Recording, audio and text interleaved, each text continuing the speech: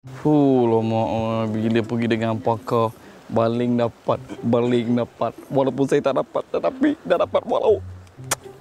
有收錢盒，有100克里嗰個有11. Dia kena cakap bahasa Cina. Dia tak tahu lah. Kalau saya kalau dapat bahasa Cina je memang akan dapat. Jadi pemancing macam ni lah. Dia kena sabar lah. Lagi kalau kita naik dengan kawan satu bot.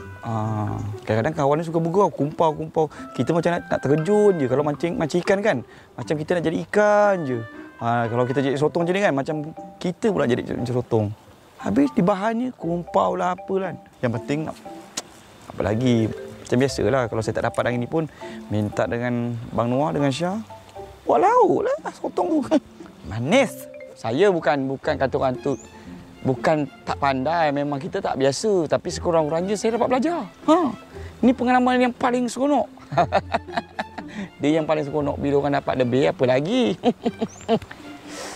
Minta buat lauk lah. Ceria hidup walaupun hati saya sedang menangis. Ui, saiz. Aduh.